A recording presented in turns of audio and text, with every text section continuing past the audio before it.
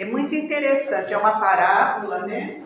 E essa parábola vai nos levar para várias interpretações.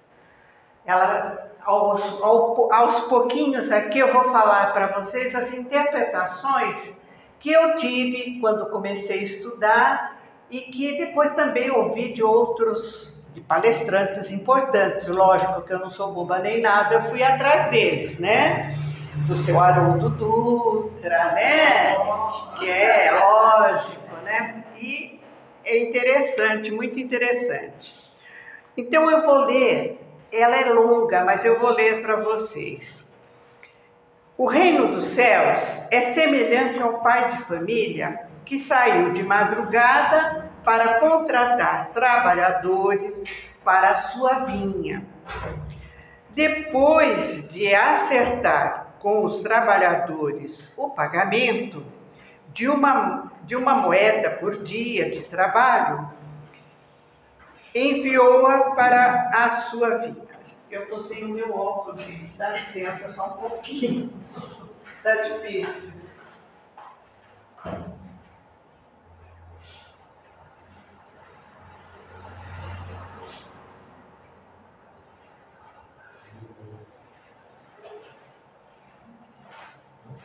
Conforme eu até consigo ler, mas conforme não dá.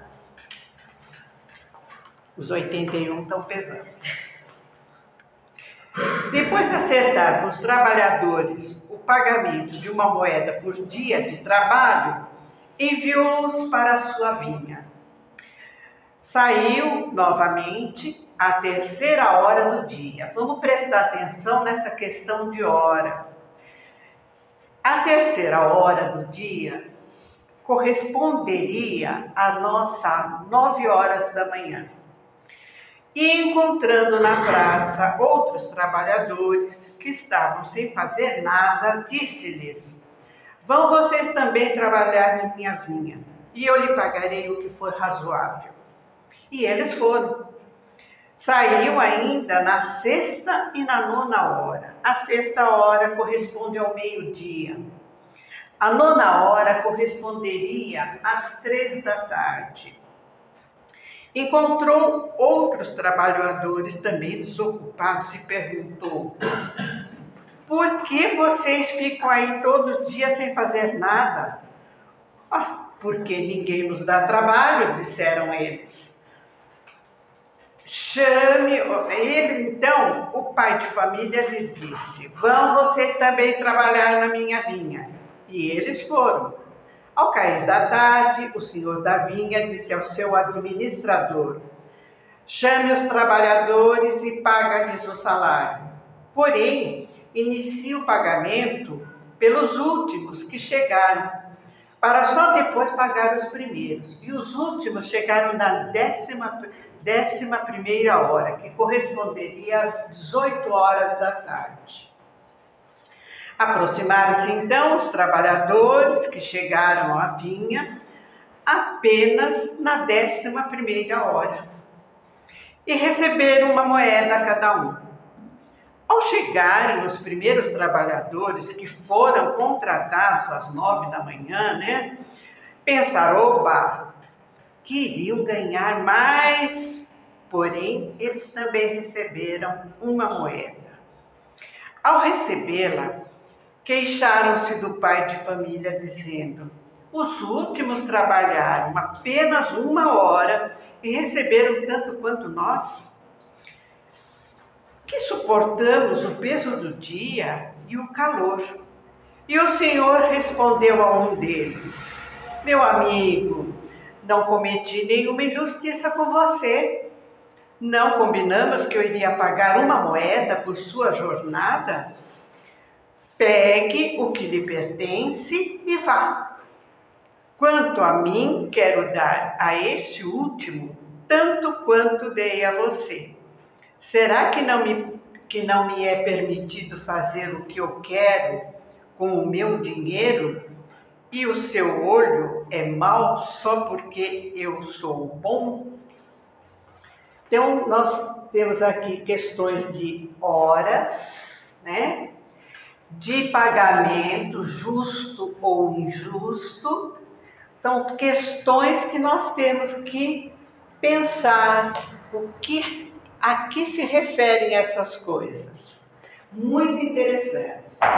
Então agora eu vou para a minha parte, depois que eu estudei muito, eu cheguei a umas conclusões. Não quer dizer que estejam certíssimas, né? Vocês vão procurar também se informar, porque faz parte do espiritismo o estudo, né? O espírita tem que estudar bastante. O que é então uma parábola? Primeira coisa, parábola, né, é uma figura de linguagem. Todos nós aqui que estudamos, fizemos aula de português, sabemos disso. É uma figura de linguagem muito simples, mas ela é utilizada para transmitir um ensinamento moral e espiritual. É importante isso. Jesus se usava muito das parábolas para ensinar. Não quer dizer que naquela época era só Jesus quem usava desse artifício de fala. Não. Os rabis da época todos usavam esse sistema de falar através de parábolas. Por quê? A parábola é como uma historinha. Quem de nós, de criança, não gostávamos de ouvir uma história? É uma delícia ouvir uma história, mas muitas vezes nós ouvíamos uma historinha de Branca de Neve, de Cinderela, etc, etc, mas só na parte bonita que nós entendíamos. Nós não entrávamos naquela parte, por que a madrasta, por que o espelho, nós nunca pensamos nisso, como crianças, não é mesmo?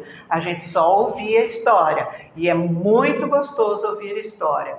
Jesus, aquela época, o povo era muito rude, poucos instruídos, e ele usava muito bem. Imaginem Jesus falando através de uma parábola, deve ser magnífico, né? E realmente as pessoas se juntavam para ouvi-lo, porque era muito bom ouvir as parábolas que Jesus contava, as histórias que Jesus contava para eles, né?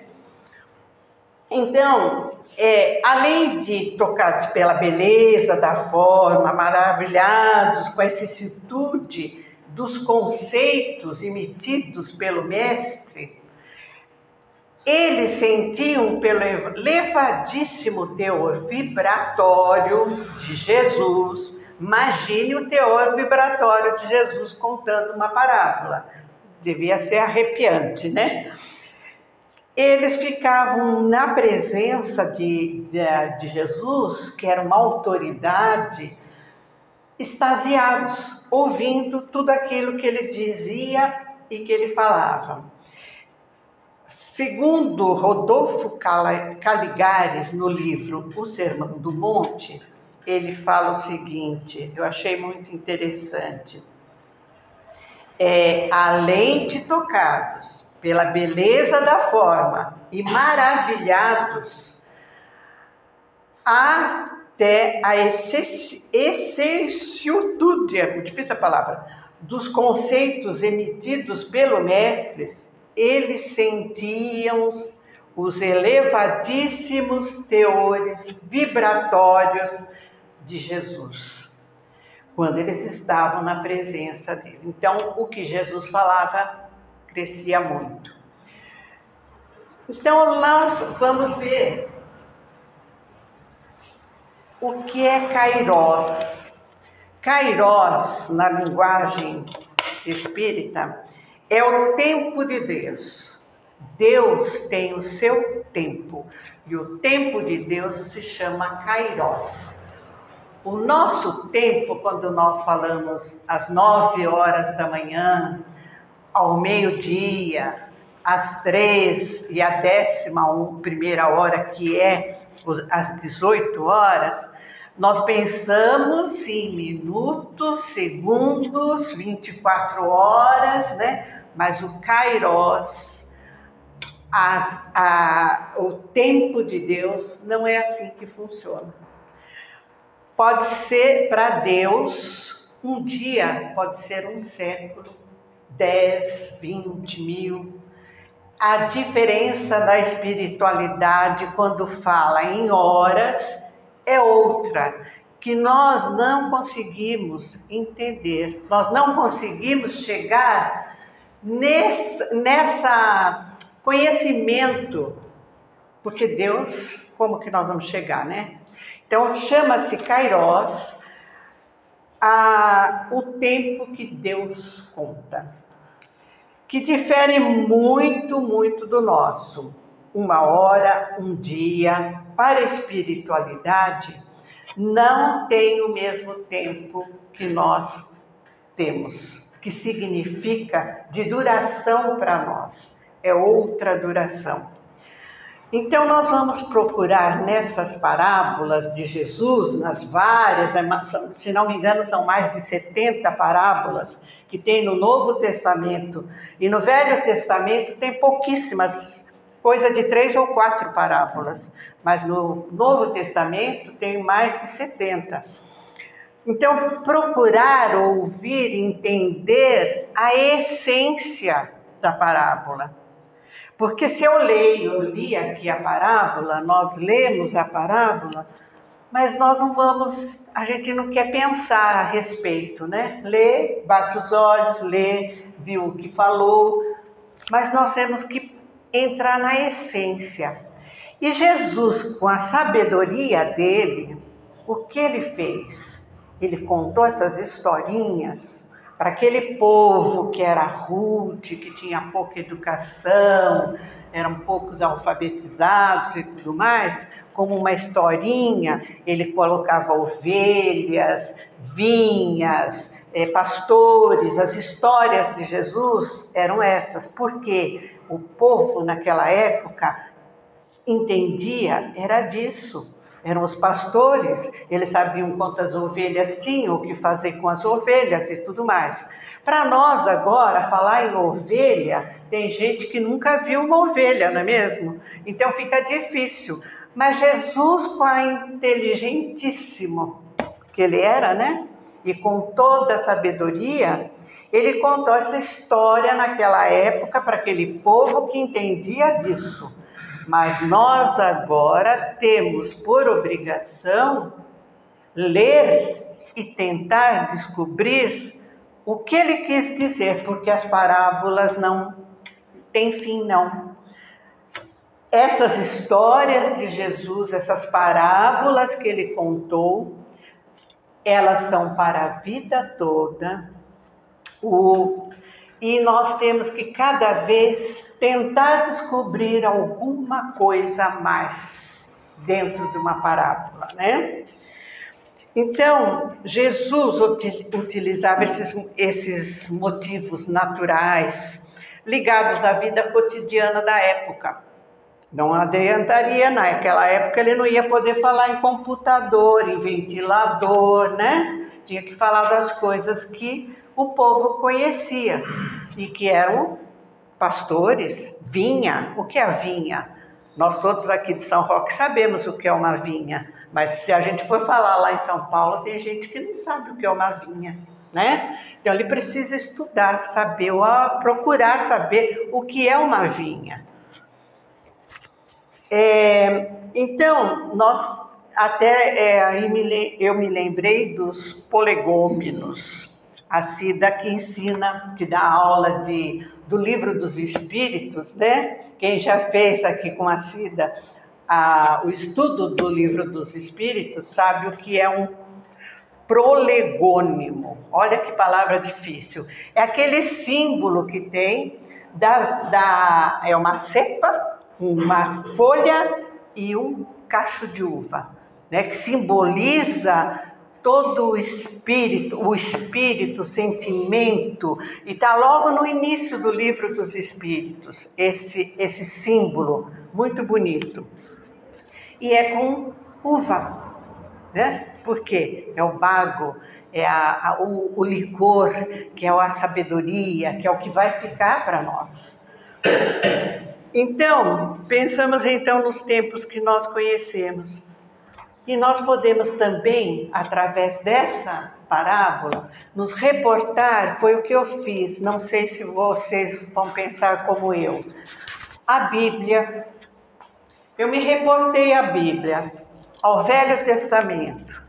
E quem nós tivemos lá no Velho Testamento, que foi chamado logo nas primeiras horas?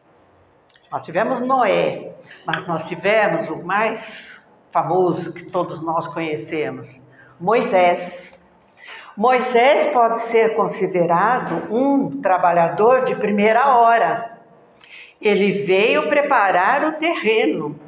Ele veio ensinar que existe somente um Deus. Quando na época todos eles acreditavam em vários deuses, até em bezerros e tudo mais, né? Os hebreus andaram 40 anos pelo deserto e à procura da terra prometida, chegaram e agora estão destruindo tudo, né? Não estão pensando muito, deviam parar e pensar. Se em 40 anos Moisés andou pelo deserto para achar essa terra prometida, agora vamos destruí-la, né? É o que está acontecendo. Então Moisés,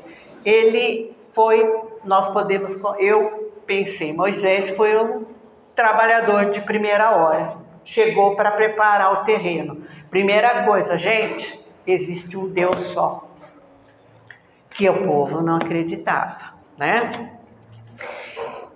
E ele sobe aquele monte Ararat e ele recebe as tábuas de Deus com os mandamentos, né?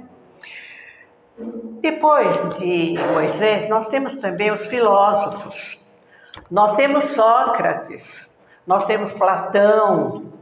Sócrates, já naquela época, ele disse: o homem é uma alma encarnada. Veja que coisa, naquela época. Aí mandaram ele tomar cicuta e morrer, né? Ele foi envenenado por causa disso. Porque era uma blasfêmia para eles falar que existia alma, que existia uma vida diferente, né? Então, lá foi o Sócrates. Não tem nada escrito de Sócrates, não tem um livro que se diga, esse livro quem escreveu foi Sócrates. Não. Quem escreveu alguma coisa sobre Sócrates foi Platão, que era um discípulo de Sócrates. Mas depois nós temos uma figura que quase todo mundo conhece aqui. Quem leu a Bíblia já conhece, João Batista. João Batista, ele também veio preparar o terreno, não veio? Ele veio preparar o terreno para a vinda de Jesus, que ele mesmo disse que ele não era capacitado para nem mesmo amarrar o cadarço, a sandália, né? Naquela época não tinha cadarço, as sandálias de Jesus. Mas se o trabalho de João Batista não foi grande, foi enorme. Ele preparou o povo da época para a chegada de Jesus. Talvez aí a gente já esteja numa segunda hora, né? E é uma hora em que logo começam a aparecer também os discípulos, porque Jesus vai encontrar o primo, que João é primo de Jesus, né? Nós sabemos. E daí, o que acontece? Os discípulos começam-se a chegar a Jesus e começa toda aquela peregrinação, aquele trabalho que Jesus faz. Então são os apóstolos, esses discípulos de Jesus, já estão numa outra hora, diferente daquela hora de Moisés, bem diferente, né? Eles chegaram então num trabalho de divulgar aquele trabalho de Jesus, quando Jesus morre na cruz. O que acontece? Os apóstolos, eles saem a pé de burrico e, quando possível, que precisassem de navio para propagar o evangelho. Eles estão numa outra época, numa outra hora, né?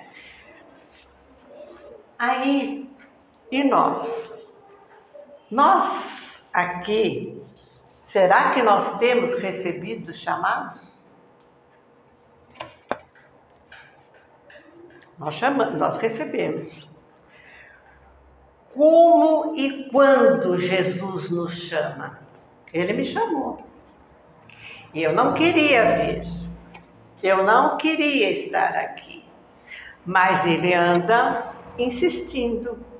Quantas vezes eu tive que dizer, porque eu faço aqui um trabalho junto com os palestrantes. Por isso que eu digo, eu não sou palestrante. Palestrante é aquele que sabe, tem um grande conhecimento, faz curso, né, e tudo mais. Eu não sou. Eu sou uma expositora. Tenho um pouco de facilidade por ter sido professora, mas nada mais do que isso, né? Então, os convites de Jesus são muito sutis. Nós precisamos estar muito, muito atentos para esses convites que Jesus nos faz. E o que acontece é que muitas vezes a gente recusa. Eu já recusei. Helenice, eu não posso fazer palestra na quarta-feira. Ai, Jesus, toque eu correr atrás de alguém. Quem é que está livre? Quem pode? Eu não posso, eu posso. Ah, eu posso. Ótimo, vem um no lugar. Ótimo. Aí eu não posso. Eu mando um recadinho lá para o seu Olívio, porque ele está lá em Portugal. Ai, que bom, que delícia comendo pastel de Belém, né? Mas, seu Olívio, o que eu faço? Fulano não pode. Ele fala para mim, fale você. Falei, não, eu não vou falar porque eu não sei, seu Olívio. E isso foi uma, duas, desde que eu comecei a falar, vir aqui, fazer esse trabalho. E esse trabalho que eu faço, que eu estou louca para passar para a Valéria, é o seguinte, eu cheguei aqui, fui muito bem recebida. A primeira vez, porque eu estava procurando um centro espírita para frequentar. Teve a pandemia e o centro espírita que nós frequentávamos, eu e a Marisa, fechou, né? Porque não podia ter por causa da pandemia. E depois a pessoa que era a dirigente, a dona do espaço, pessoa com muita idade, não pôde continuar. E eu saí, eu quero encontrar um centro espírita para eu frequentar. Fui ver aqui, ali, né, acolá. Cheguei aqui, fui tão bem recebida. Por isso, essas pessoas que fazem aquele trabalho ali na porta são muito importantes. Porque eu me senti acolhida. Mas fui tão acolhida que me puseram aqui em cima, já de cara. Você faz esse trabalho? Ai, tá bom, eu faço. E assim vai caminhando. Meu ouvido está atento. E acho que todos nós temos que estar muito atentos, porque é muito sutil essa chamada de Jesus, essa chamada de Deus. É muito sutil, ele não vem. Nós não temos acústica suficiente para ouvir a voz de Deus, para ouvir a voz de Jesus, né? A nossa acústica é limitada. É só aqui, às vezes até me falam, Helene, você fala baixo. Você está me ouvindo, Cida? Eu não sei, porque quando eu falo, eu pergunto, elas falam, você falou baixo. Então estou tentando falar mais alto até. Então nós precisamos ter essa sensibilidade para ouvir o chamado de Jesus. A gente vem aqui, a gente recebe um passe. E esse passe, as pessoas que estão lá dando passe, elas já ouviram o chamado de Jesus. Por isso elas estão ali. E vocês, nós que estamos toda quarta-feira aqui, a gente vai lá e recebe o passe. Mas aí, que mais? Que mais que eu posso fazer? Eu tenho muito o que fazer. Eu posso fazer muito. Olha, nós vamos fazer uma feijoada, né? É fácil? Para mais de 100 pessoas? Não, mas nós estamos lá, não estamos? E graças a Deus temos um grupo grande que atende perfeitamente. Trouxemos duas peças de teatro para a gente aprender. Nós precisamos aprender, gente. Nós não estamos aqui a passeio, não. Nós estamos aqui para aprender, para crescer espiritualmente. E para crescer espiritualmente, precisamos trabalhar. Não se cresce de outra forma, se não for através do trabalho. Ler aqui um texto, fazer o trabalho aí, que é Vanessa, só Vanessa, só Vanessa. Graças a Deus, Renata se candidatou. É importante. Eu tenho 81 anos, então ninguém aqui tem desculpa de idade, a não ser seu Luiz, não sei a idade do seu Luiz. Mas os demais estão com a idade em cima para trabalhar. E aquele senhor também não sei, porque eu tenho 81. E estou firme e forte, graças a Deus, né?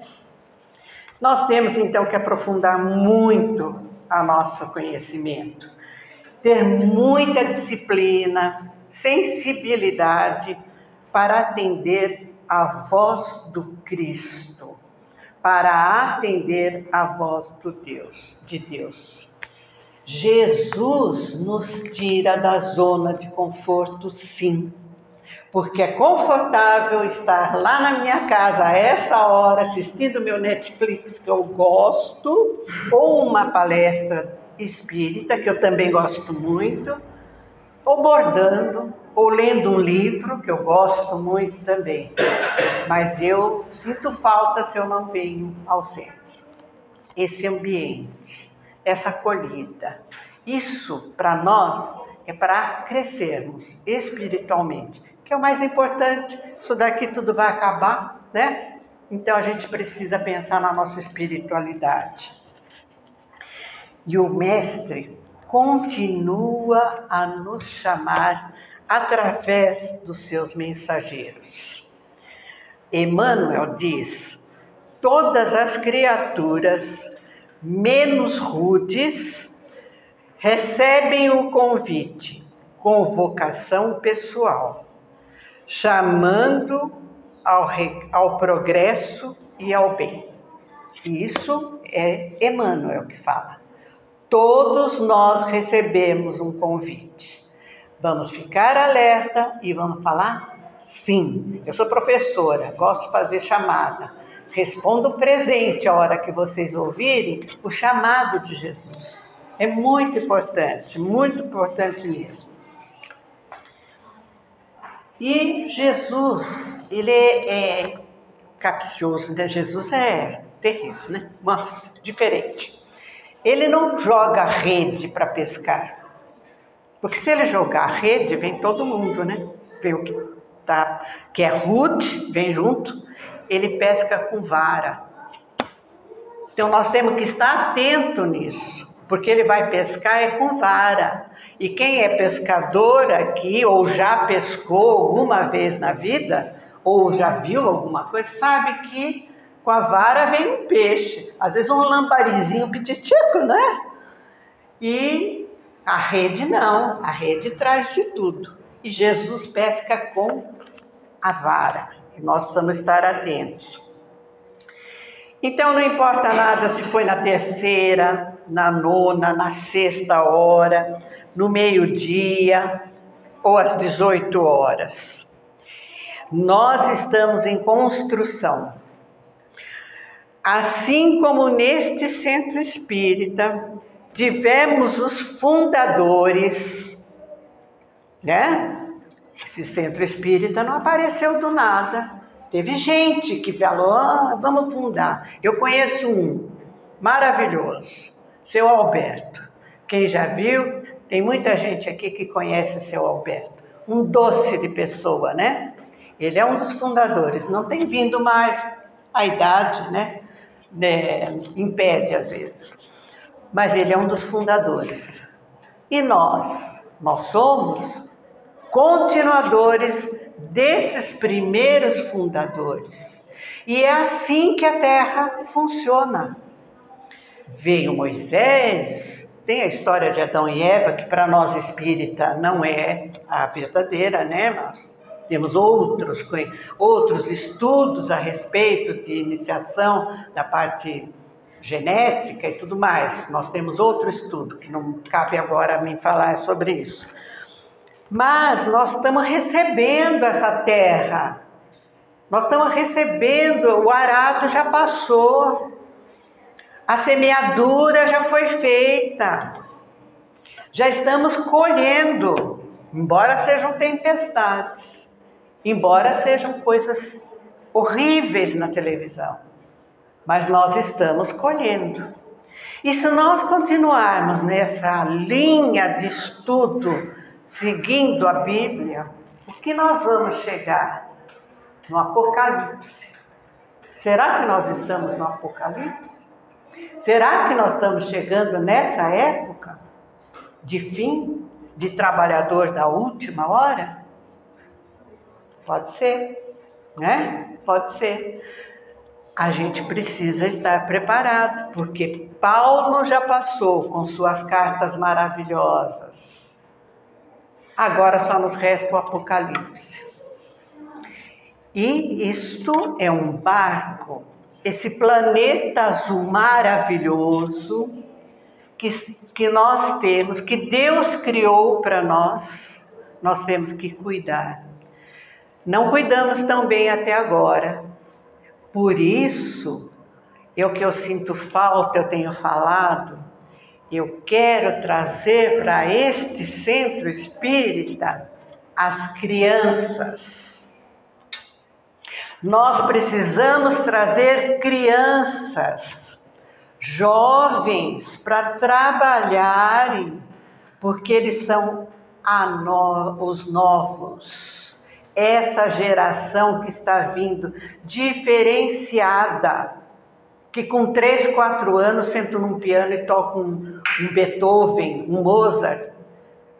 Então, se nós que estamos aqui de final, eu, né, vocês não, tem muito jovem aí, mas eu que estou caminhando para os fins dos tempos, temos a obrigação de chamar, de clamar por essas crianças, por esses jovens, porque senão isso acaba.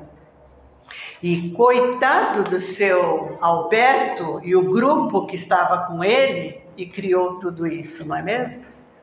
Se ele criou, nós temos que continuar, como todos os outros continuaram. Então a vida continua. E o trabalhar no Espiritismo também. Nós temos que ser os pagadores, os trabalhadores da última hora. Então aproxima-se essa última hora. A luz divina brilhará sobre os 2 mundos, material e espiritual. Armemo-nos de disposição e coragem. O arado está pronto. E a terra há muito está preparada. Sigamos os mandamentos espíritas. Primeiro mandamento espírita. Espírita, amai-vos. Segundo mandamento, instruí-vos